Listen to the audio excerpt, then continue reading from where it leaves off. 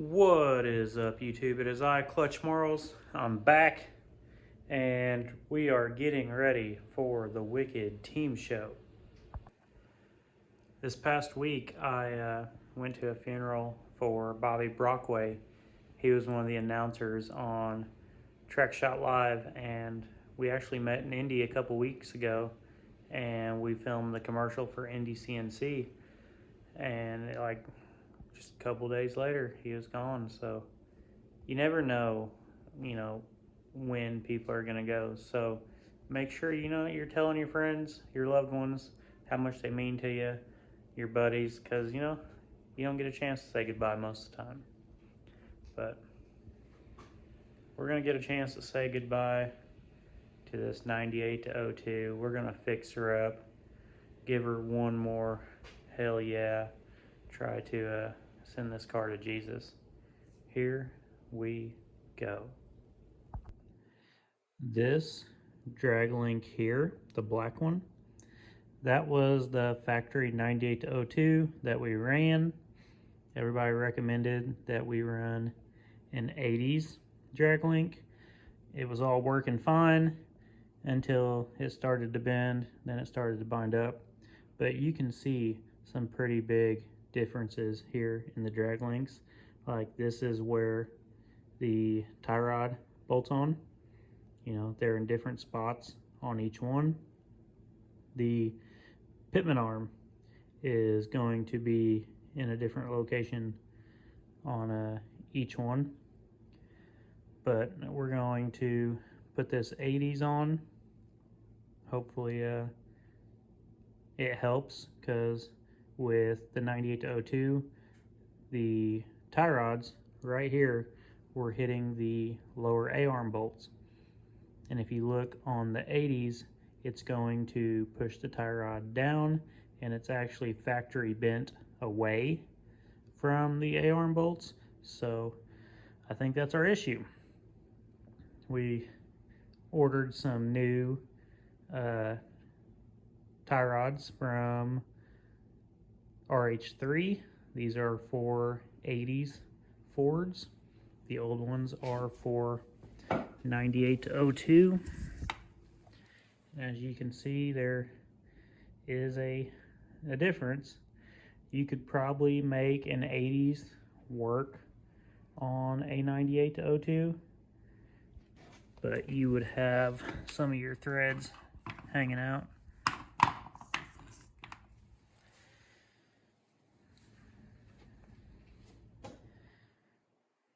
And then while I had the spindles off, we went ahead and had the rotors cut down.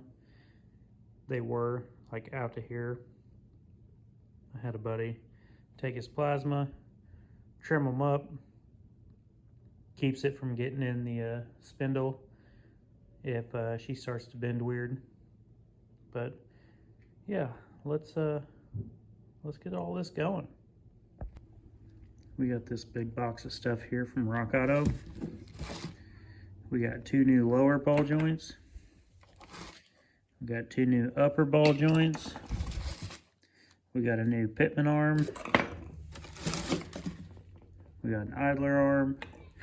And then all the bolts and everything that come with this stuff.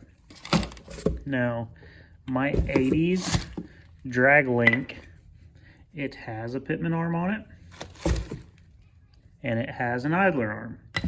But I don't want to take my chances with a 40-year-old part when we can just replace these.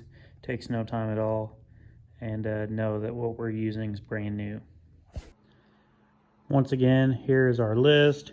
We got upper ball joints, lower A-arm swap, lower ball joints, spindles, put back on, idler arm, pitman arm, drag link, tie rods.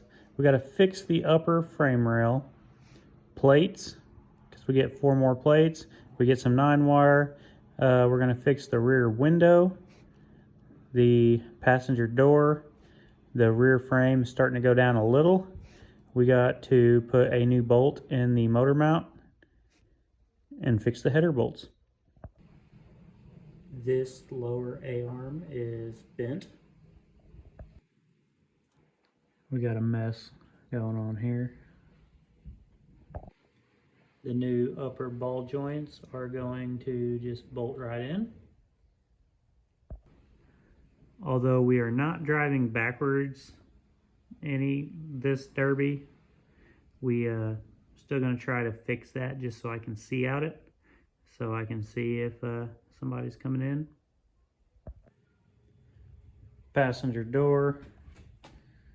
Yeah, we're gonna pull that out. I don't know, put a big band-aid on it or something. Fix the motor mount bolt, fix the header bolt. We got about 2.5 weeks to get all this fixed. Not a lot, but it is when you're working solo. So let's get it going.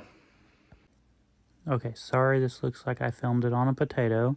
Here I am cutting off my A-arm straps that are left, get the grinder out, smooth it all up. That way, when it's time, we can weld them back down pretty easy. Looking for my drill. I like to take the upper ball joint and drill the holes out to 5/16 and use 5/16 bolts instead of a 1/4 inch.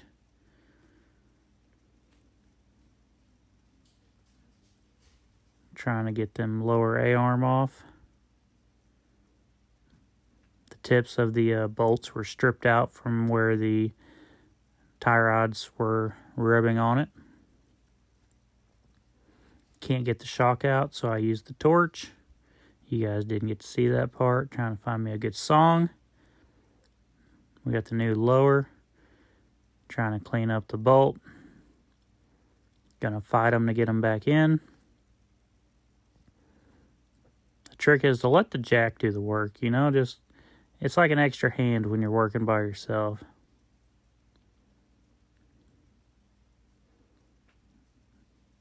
As soon as I get these new bolts in, we're going to start on the ball joint. Got the old one pressed out, new one pressed in. Going to start compressing the spring. Shove it up in there, wiggle it around, find its home, put the spindle on. There she is. And that is how I replace the upper ball joint and the lower A-arm. We pressed in a lower ball joint. We get the spring compressed and put back in. We do have to get a new front shock because I couldn't get that one out, so we just torched it. I'll get a new shock tomorrow, get that put in, weld the A-arms down, and then passenger side's done. This is me finishing up my ball joints, finishing up, you know, swapping the lower A-arms, putting the spindle on. I haven't done the driver's side yet. I'm not gonna film it. You guys just watch me do the passenger side, and I'll give you a little secret. The driver's side, it's the same thing. It's just gonna be on that side, you know. Hit like, hit subscribe, tell your friends. We got a couple weeks to get this finished up, and here we go.